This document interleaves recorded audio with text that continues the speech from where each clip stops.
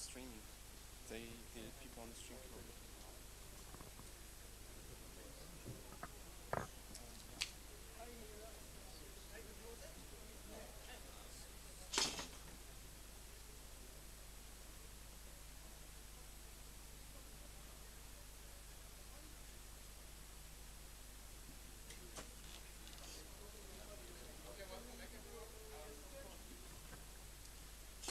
Please welcome our next speaker, Paul Schenkeveld, who is an independent BSD consultant from the Netherlands, and he's going to tell us about what's new in FreeBSD 10.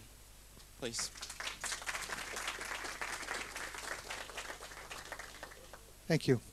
I've been doing this before, FreeBSD 9, FreeBSD 8, and I don't know how many times. I thought we'll do it a little bit different today. Let's turn this in a workshop. The release notes have been mailed around just a couple of days unannounced, and they're on the website. I assume you all have a mobile device, so you just pick your device, go to the release notes, read them, and then the last 10 minutes we'll do a little pop quiz. What about that? No?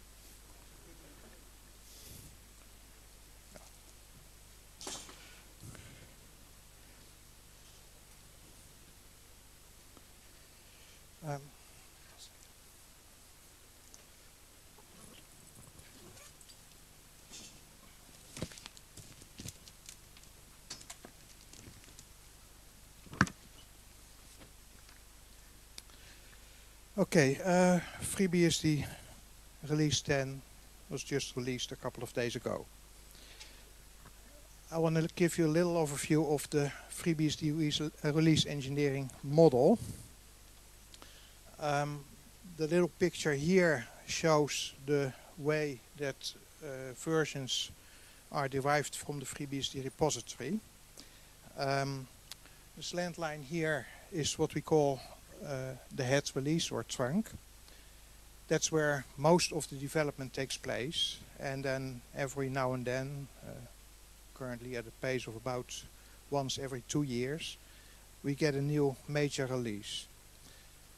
Those are the horizontal lines, and every release starts with a 0.0, which we consider an early adopters release. That means please try it as much as you can with the stuff that you use on a daily basis.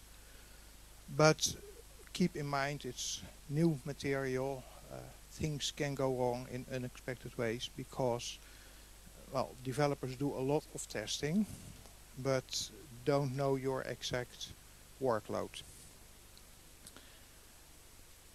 Then the following releases, the 0.1, 3, 4, and so on, are generally considered stable releases. And when every release is cut from the tree, we get another small branch, and they're depicted by the little arrows pointing upwards. That's what we call the security branches. So after a release comes out, say 10.0, then this little branch pointing upwards will only get security fixes or very important bug fixes, stuff that really affects almost everybody, like if they find a last-minute glitch in the SATA drivers, for instance, or in the networking layer. But generally speaking, on these release branches, things are very stable and do not change that much anymore. Apart from all these releases, the stuff that you can grab as ISO images these days and install, there are also nightly snapshot builds. They are for, well, developers, people who are interested in early testing, but they get no support, and it's just to get a preview of what's being worked on. One thing very important in the FreeBSD release model is that within a major release, one of the horizontal lines, the kernel application programming interface, but also the kernel application binary interface, remains unchanged. That means that you've written a piece of software for version x.y, then that piece of software, even if it's a device driver, should work out of the box with all the version numbers that start with x. So x.0 up to the last one, x dot whatever. That's not the same in other operating systems per se, but FreeBSD finds this a very important feature. The support that the FreeBSD project provides for the operating system and for the releases depends on whether a certain release is tagged as either the early adopter, the normal or extended support releases. Well, early adopter releases are the 0.0 releases that I just explained. They only get 6 months of support. The other ones, I've divided them in black and yellow version numbers. The black numbers are normal releases.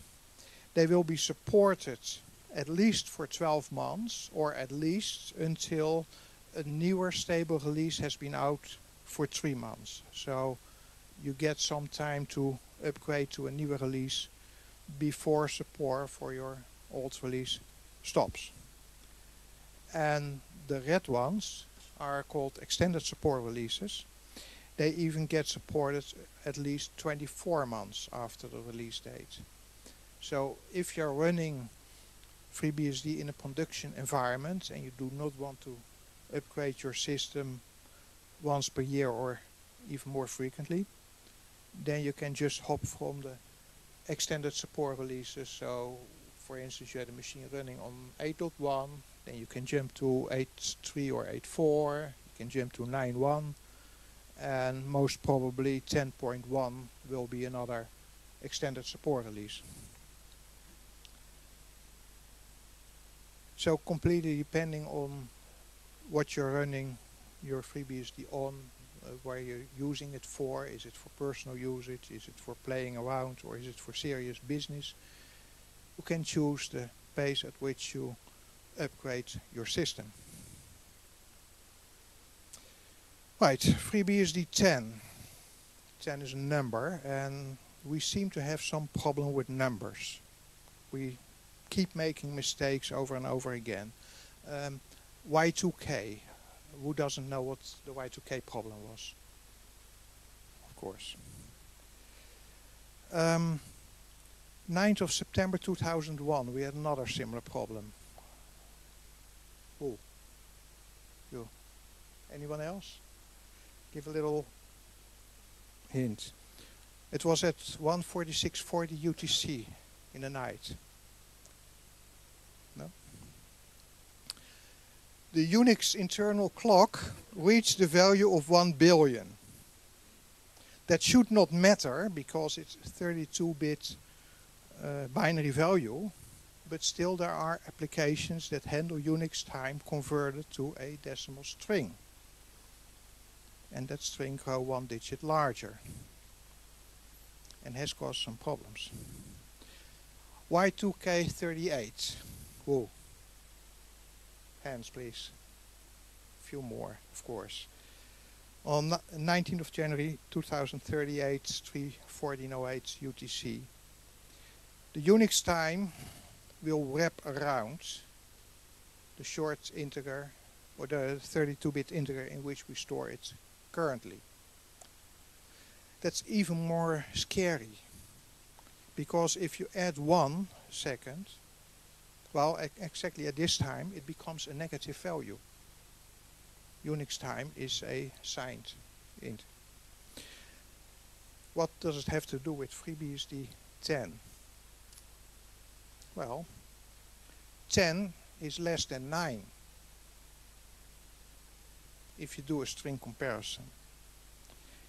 And while working on production of FreeBSD 10 release, lots of scripts broke because they did a string comparison compare if the version is less than a certain version, behave like this, and otherwise behave like that, which worked fine for FreeBSD 2, 3, 4, 5, 6 and so on, but not for 10 anymore.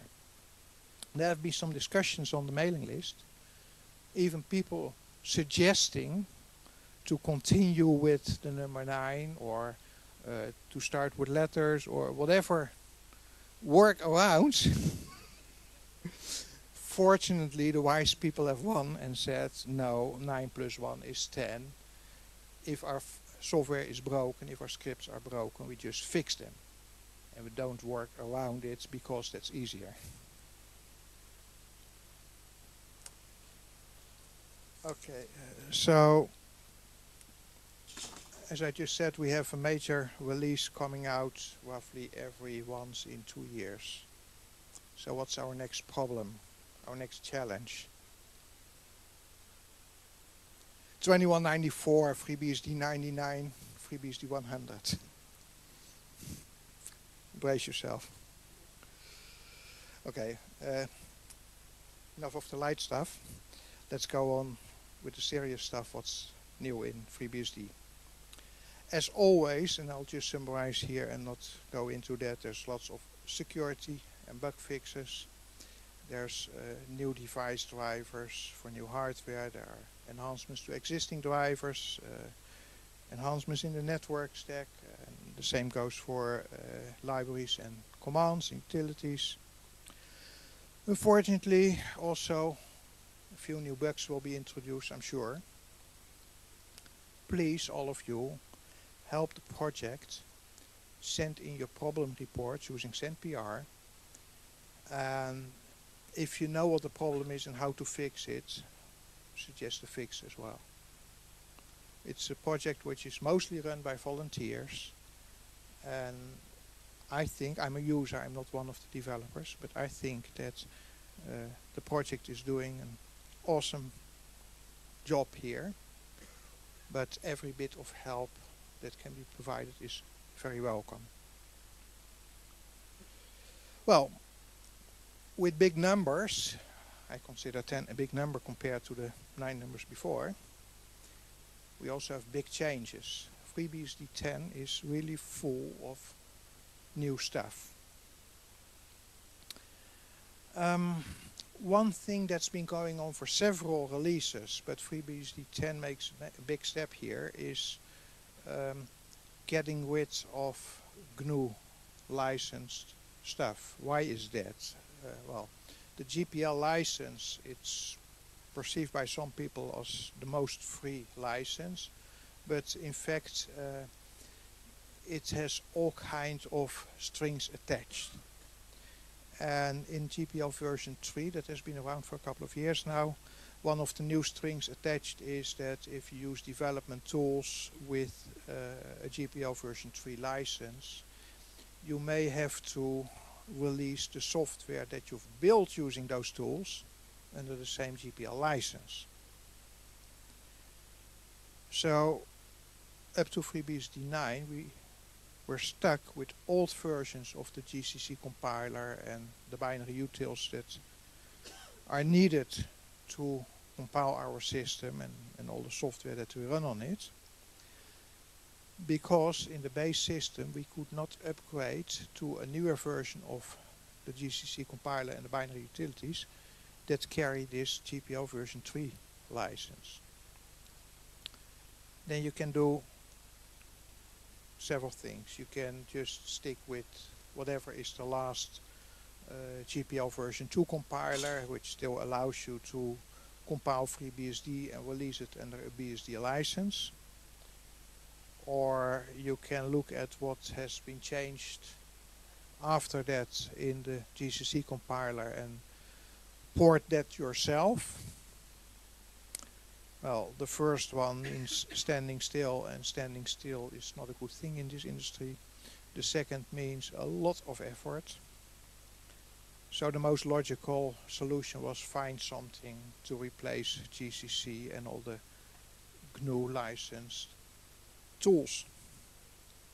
We've been working on that for several releases.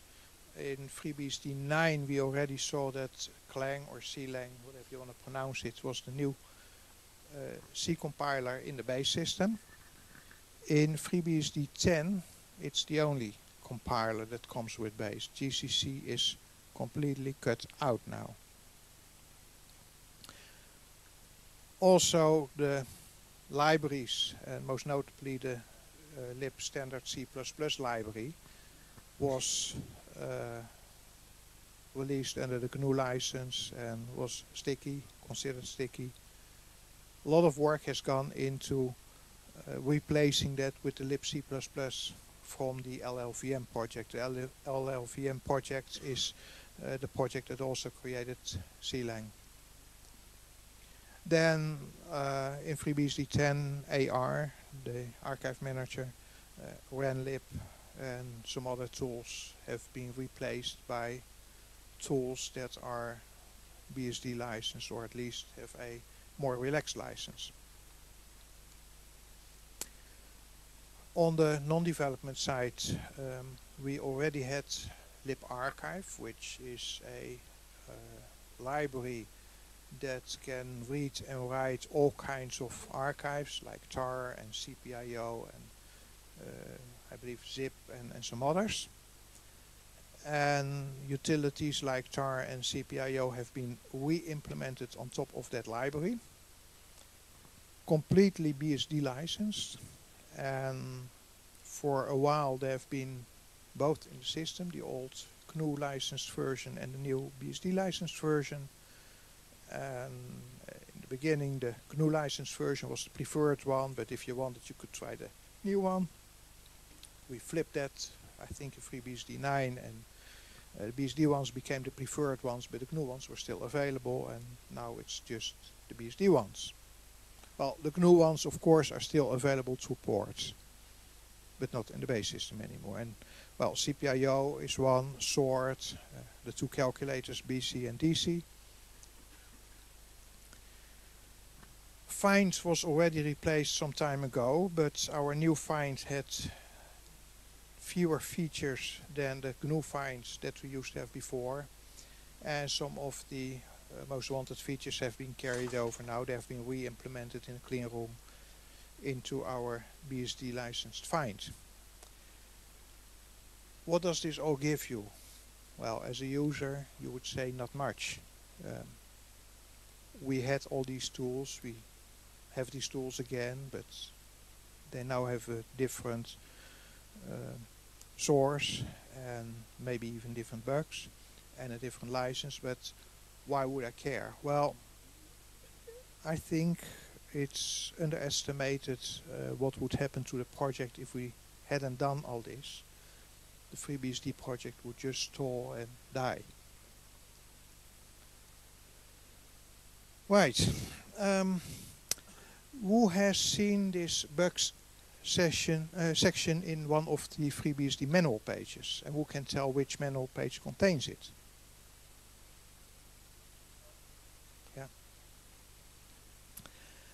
FreeBSD 1, for those who have been around for a while, was based on software that was still partly copyrighted by AT&T, later Novell, and there have been some court cases about that, and the ruling was that under the supervision of developers of the other party, the FreeBSD project would have to take out all the offended code and start from scratch with a code base that's completely free, completely BSD licensed, and that was FreeBSD 2.0.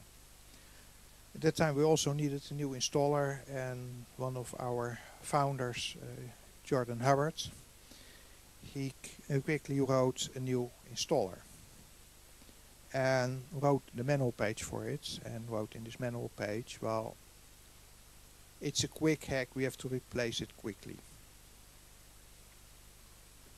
1993, I think. Well, in FreeBSD 9 we already got this is the manual page, of course. Yeah, one of the problems is it's completely written in C. It's not even that bad inside. It's even in some places quite ingenious. But adding new stuff is not that easy.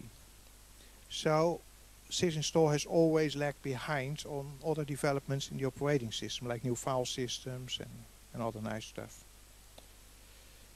We got a new installer called BSD install in FreeBSD 9, but sysinstall was still there. FreeBSD 10 does not have sysinstall anymore, at least not by default. You can still compile it if you want to, but it's not there by default anymore.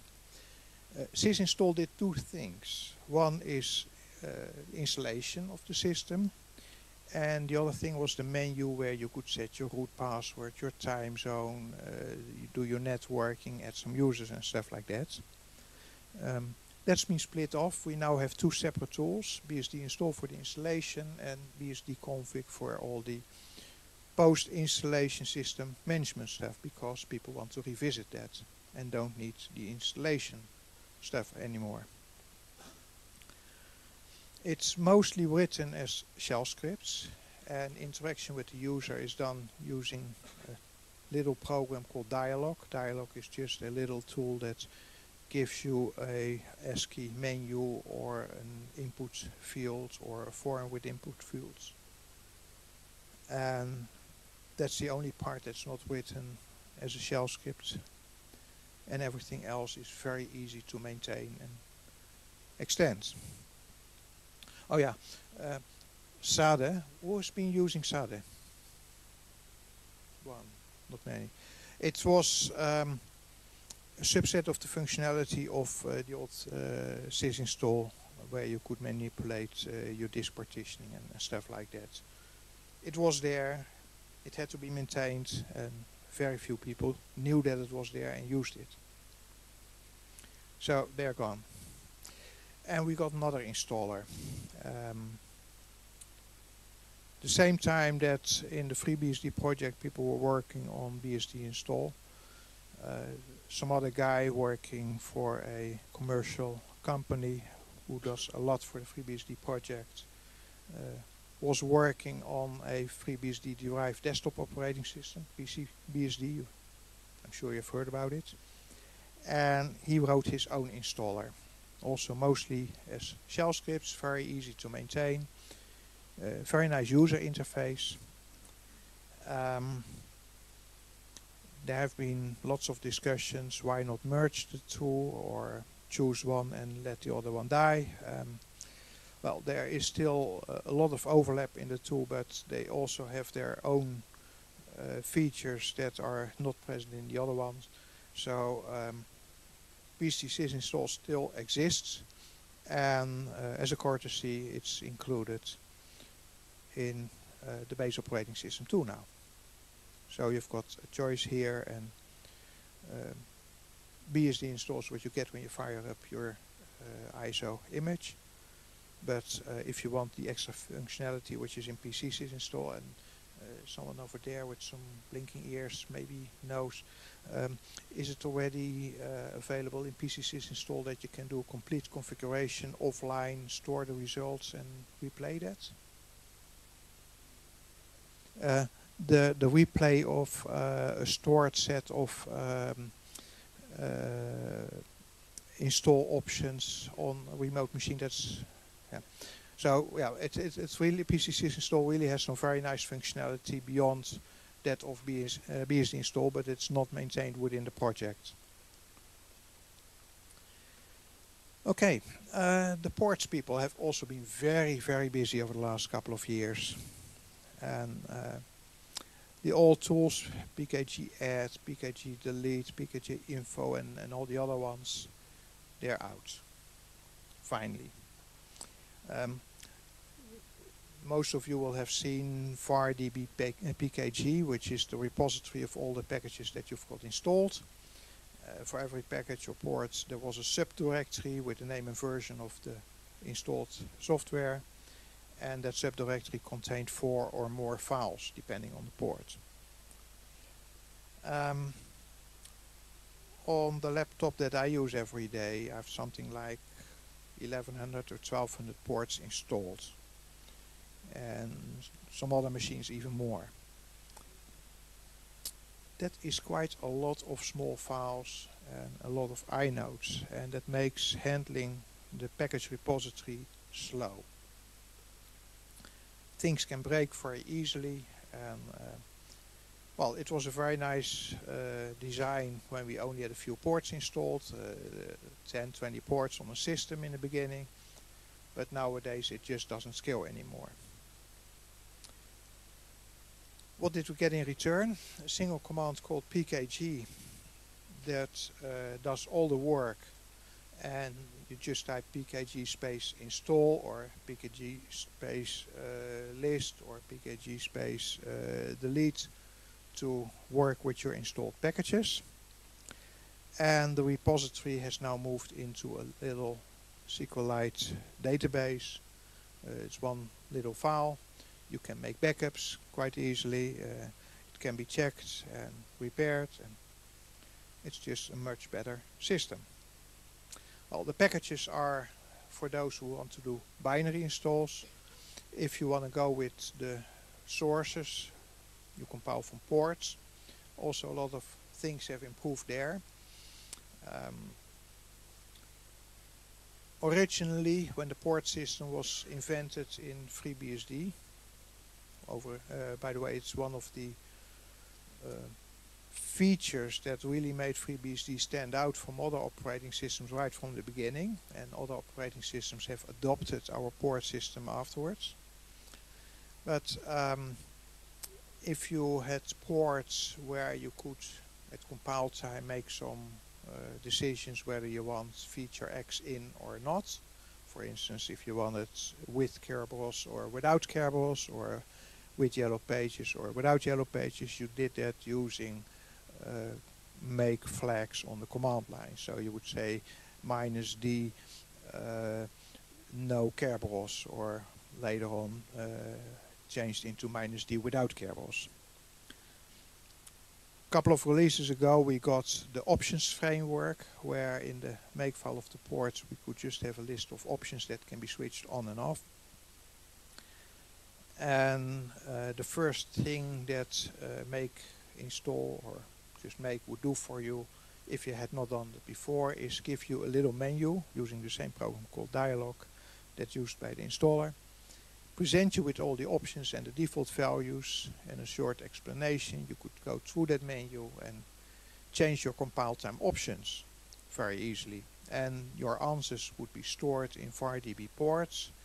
So next time when you upgrade the same port or you want to recompile it for whatever reason, you just get your old answers back.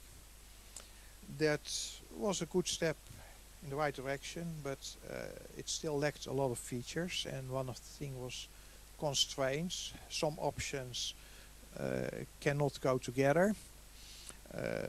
Sometimes options require another one, and in FreeBSD 10 now the ports system has a very nice enhanced version of the menu that knows about these kind of constraints.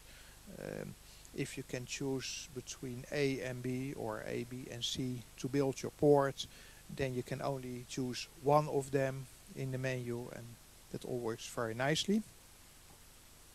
Another thing that has happened recently in the ports area is staging. Originally, the port system, when you make and then make install your port, would install it directly onto your live file system. If you then needed a package, you type make package, and it would grab the files it just installed, put them in a big tarball together with some extra configuration files, and that would be your package that you can install somewhere else. And this has gone wrong more than once, because the port skeleton must know which files to include. It sometimes happens that not all the files that were actually installed ended up in the tarball.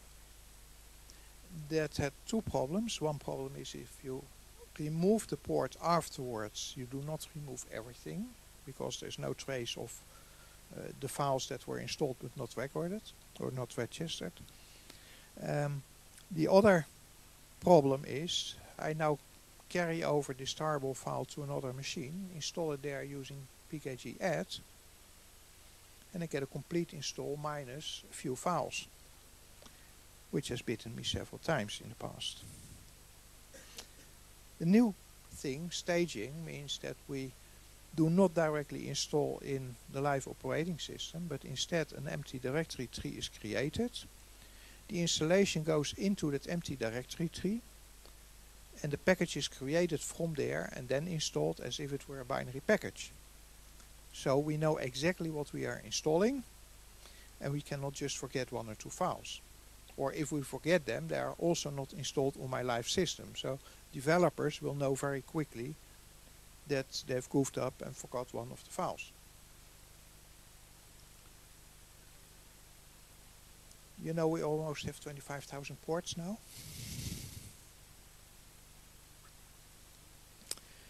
Right, not a big thing in FreeBSD 10. There's a lot of work gone into virtualization. First, a few of the smaller ones. We have better support for VMware now, and not from the release notes but from the quarterly reports I learned recently that the company behind VMware now also committed to supporting FreeBSD licensed drivers. They ignored us for a long time, but they now want to cooperate, which is great. And they even support the FreeBSD Foundation now financially, which is also great. We now have the virt.io drivers in our generic kernel. virt.io, block, SCSI implement storage drivers in such a way that they work nicely together with hypervisors. We don't need to emulate the hardware anymore. VTNet does the same for networking, and the virt.io balloon is a memory controller device which allows multiple virtual machines on one computer to coexist and use more memory than is physically available, and the balloon driver lets one virtual machine grow and the other shrink when needed. These drivers are originally developed for Linux KVM, but most of the hypervisors nowadays support them. For Xen, we got hardware virtualization support in our standard kernel, so it now also works much better as a DOMU and a Xen. But then the big exciting news, and I don't know if any of you have been in my talk here at Fosdem 1 year ago when we were in the other building. FreeBSD since 1 year has a brand new BSD licensed hypervisor called bhyve.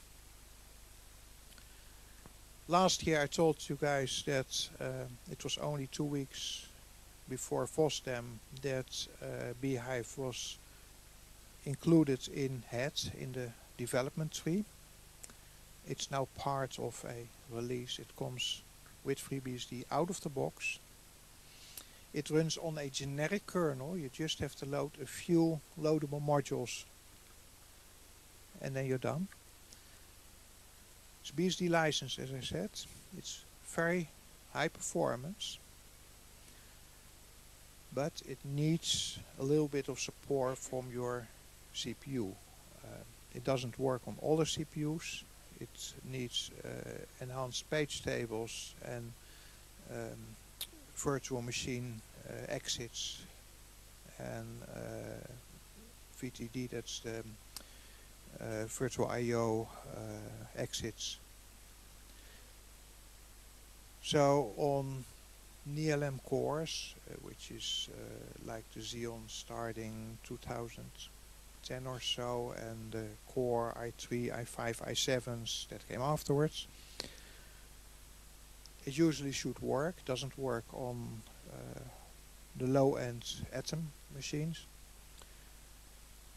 but it makes building a hypervisor much easier, and so the bhyve code is much smaller, much easier to understand than the other hypervisors are around, and that's why we could develop it so quickly, and it's already really very stable. Right, there's a lot of new work being done on the bhyve hypervisor. I read something in the quarterly report that they are now trying to integrate it into some very nice cloud server software.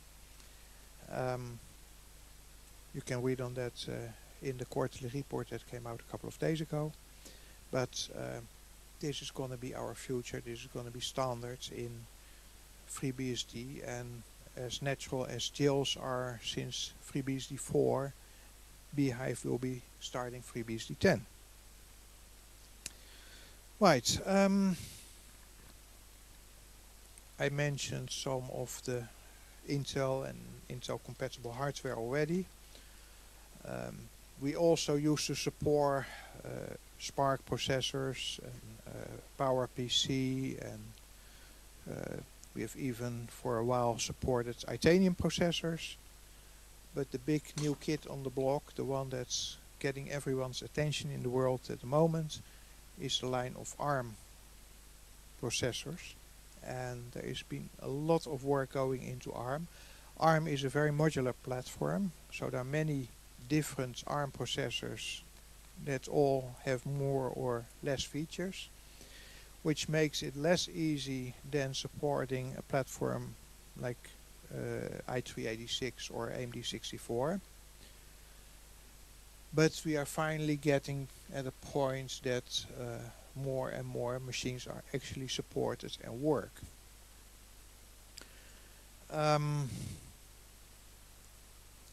The Raspberry Pi, which is a very small credit card sized board, I believe it's only $35. It's now supported by FreeBSD 10, and at one of the tables downstairs here in this building I saw a Raspberry Pi with a little sticker on it that runs FreeBSD 10. So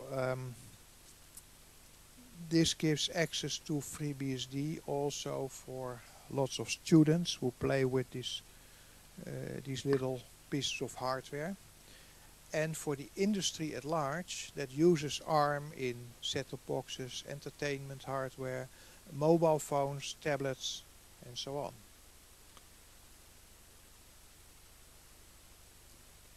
Okay.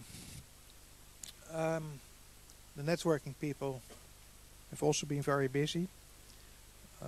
CARP, which is our redundancy protocol, much like VRP, but VRP was apparently licensed by Cisco, so that's why we got CARP from OpenBSD. CARP has been rewritten completely. It's much cleaner now. It supports a lot of new features that were very difficult to implement with the old CARP. One little feature, load balancing, is not present at the moment. I believe it's being worked on, but for doing high availability computing or firewalling, this is very good news. PF, the third generation firewall in FreeBSD after IPFW and IPFilter, which we got from OpenBSD, has suffered for a long time. The OpenBSD people have focused very much on security and security features, but they did not do much in the multiprocessor field. So PF was always very coarsely locked and did not perform well if you have high throughput like 10 gig interfaces on a multi-core computer. The FreeBSD team has been working a lot and got fine-grained locking into PF, and PF now also filters very well at high speeds. So you can do your 10 gig internet connections, filter them with PF, and not worry about your CPU, can it handle or not. IPFW got a little enhancement for differentiated services code points, DSCPs. A new framework called NetMap, which is designed for high performance applications, applications that do a lot of networking, get a lot of packets in, send a lot of packets out. I'm thinking about web servers, I'm thinking about proxy servers.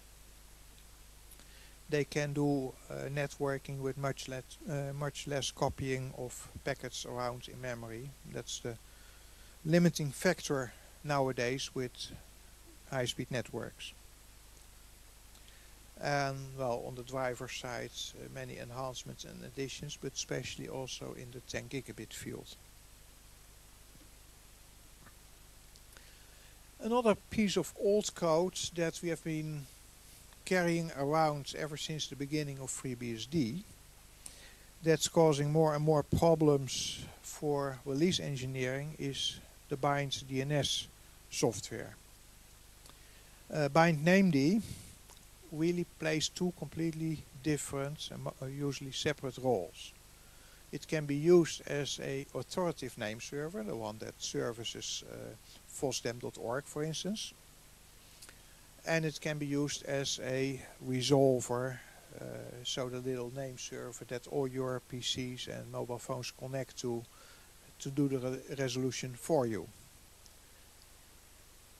Most machines that you will install only need to have a resolver and don't need a complete authoritative name server. You're not running your own domains on all of your machines.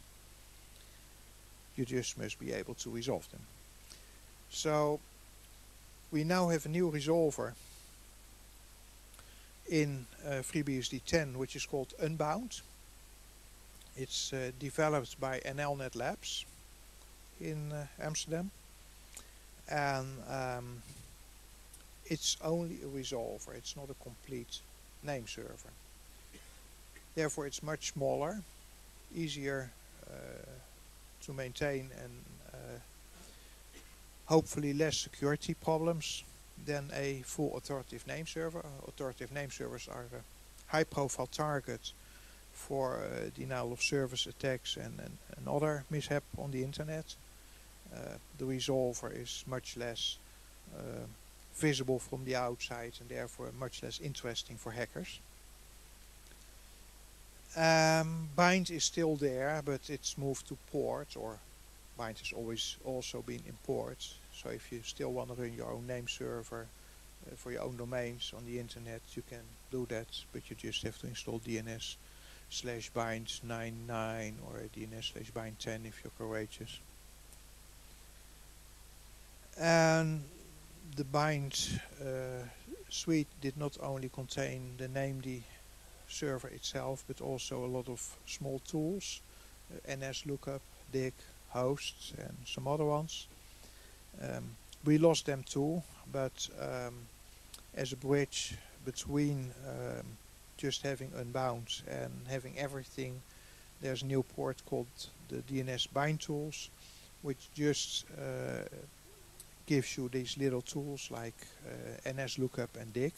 Host, by the way, is still in base, so if you can live with host and you don't need dig, then you don't need the bind tools. But if you want dig and NSLookup, just install bind tools and you're done. Okay, what happened on the storage side of operating system? ZFS was originally written by Sun. Sun was taken over by Oracle. Sun was very nice to open source all their code. Oracle appears less nice at the moment. At least they are not open sourcing their developments on ZFS.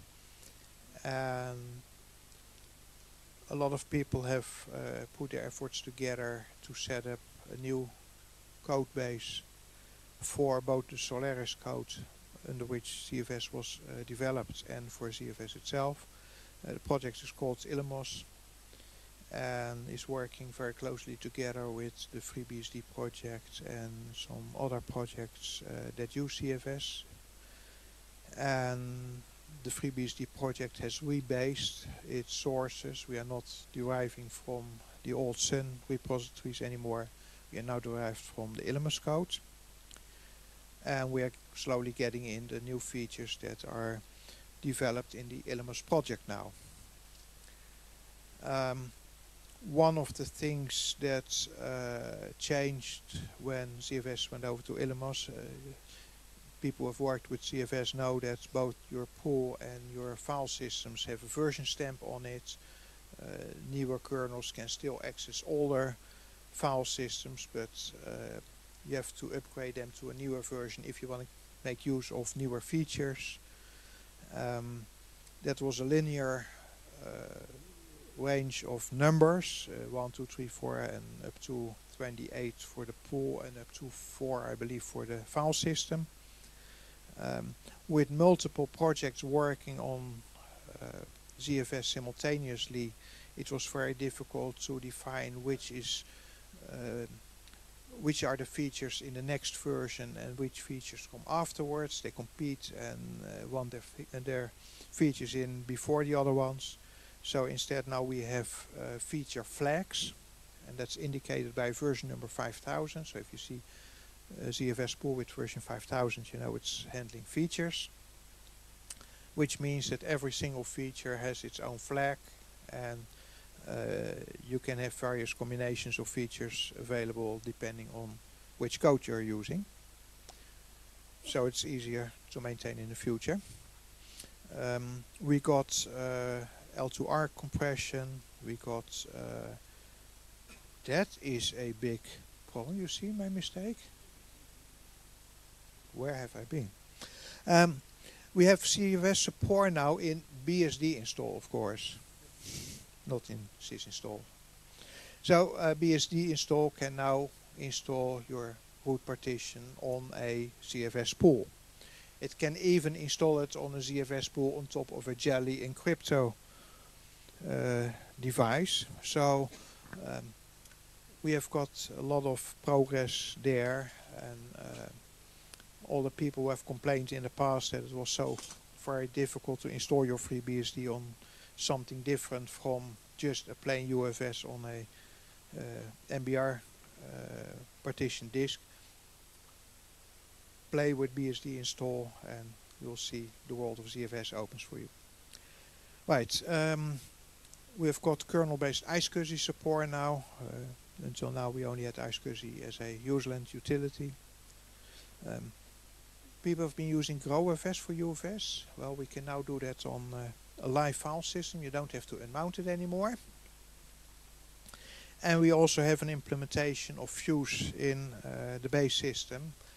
Fuse allows you, if you don't know, to run a file system code in user space instead of in the kernel, which is very handy for development, but also if you want to import file systems from other operating systems and don't have the resources to build it into your kernel. Well, some random changes in the end. Almost last slide, I think. We used to support 1 terabyte of memory. Your company has been building a nice machine for the FreeBSD Foundation that has a little bit more, I think. The project got their act together and we now support a full terabyte address space instead of just 1. Debugger enhancements, we have got bmake from NetBSD. I don't know exactly the benefits over our previous one because we didn't use GNU-make for a long time already, but it seems to be better. Capsicum, it's a framework in which you can sandbox applications within the application itself. So for instance, you can start up a Capsicum enabled browser, and while starting it you can disable the feature to write to certain parts of your file system, or you can limit your writes to only 1 configuration directory. So it will hopefully greatly help us in the future to further cut down on security attacks, applications, reading our stuff and changing our stuff on our disk. With the world of video controllers being reduced to 2 or 3 players now, NVIDIA, the Radeon line of AMD and the built-in controllers of Intel. We had binary support for NVIDIA. Radeon was lagging behind. It's now being upgraded and we can support video controllers up to the 86,000 chipsets, and some of the support for 87,000 is already there. USB audio has been upgraded. New command FreeBSD version. Very simple little thing, but it's very useful. How you know what version of FreeBSD you are running on a pre-FreeBSD 10 system? Anyone? What does uname tell you? It tells you the string which was put in the kernel at compile time. That should tell you the version of your kernel. It doesn't tell you what kernel is in /boot/kernel at the moment. It tells you the kernel that's running. So if you've just upgraded but not yet rebooted your system, you see the old one.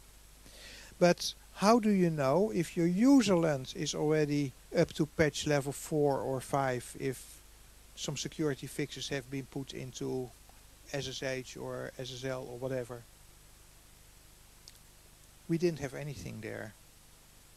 So now we have FreeBSD version that try to find out as well as possible at which version of a release or security branch we actually are. UTMP used to be the little database that holds the records of all the users that are logged into the system. Written at the time of Bell Labs Unix, with fixed size fields for the name of your terminal and for your username and all that kind of stuff. So if you log in over your network, if you're lucky, you can see that you're logged in from your IP address, but often it's cut off because it just doesn't fit. UTPX is a much more flexible database that has enough space for whatever location you're logging in from to be stored. And we now finally also have longer usernames. So, well, this one is 31 characters. We can go up to 32 now. You can see the usefulness of that.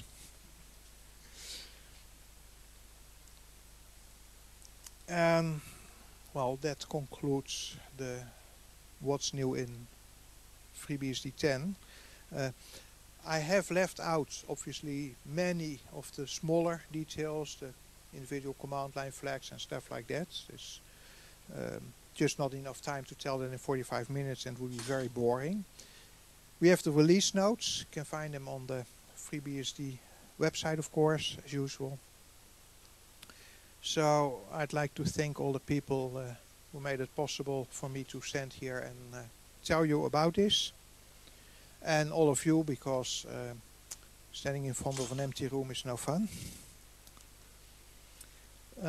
I've got some references. I'll put this slide up back after the last one, where you can find your stuff, of course, the website, but also the FreeBSD announced mailing list. If you're not subscribed, please do. It's a very low volume mailing list, but at least you know when new releases come out and when imported security fixes are around. If you want to read more, look up the other FreeBSD mailing list. There are dozens of them, and depending on your needs you can find most of the information of what's going on.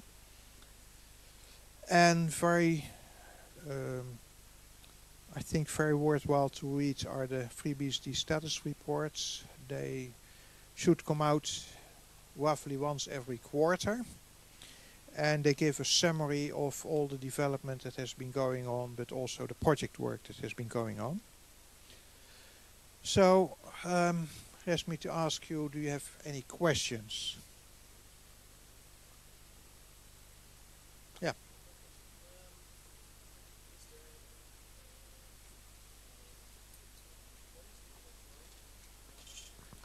Sorry, you're standing?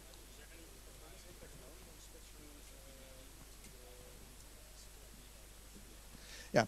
So the question is if there's any performance impact if you move from GCC to CLANG. There is not one answer that answers all the cases. I'm afraid Ed is not in the room. He's the guy who did a lot of the work. But I think that at the moment CLANG produces code which compares quite well to GCC on the performance side. I know of one functionality which is missing, which is embedded functions, but I think mostly CLANG can now do what we used to do with GCC before that. There are some ports that use features of the newest versions of GCC, so if you want to install those ports, they also pull in the latest version of GCC as a port.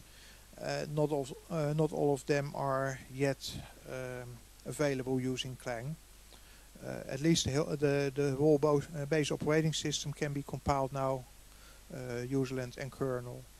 And as far as I know, the performance is comparable at least to GCC. Okay.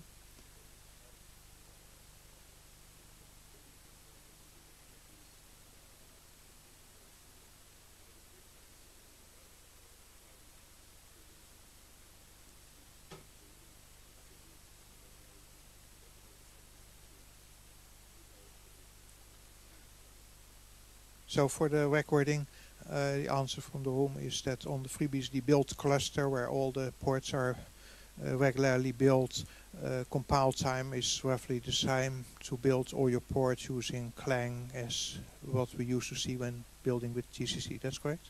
Yeah, thank you. Other questions in the back?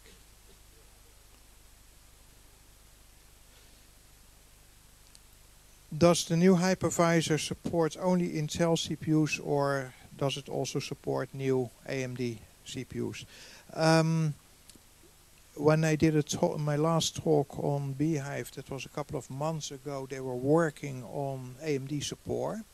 I do not have AMD machines myself, so I've never tried to do that. But either it's there now, or at least it's coming quite soon.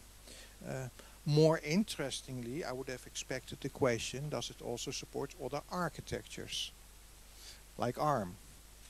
Currently, no. But it's on the wish list, and people are looking into that. For specifically the ARM64, that will come soon. Right. I think that we're going to that I'm going to be kicked out. Only one question that I missed from the room. Think about that when you go home. So for those who want the references. Benny, thank you for giving me the opportunity to stand here and talk to people.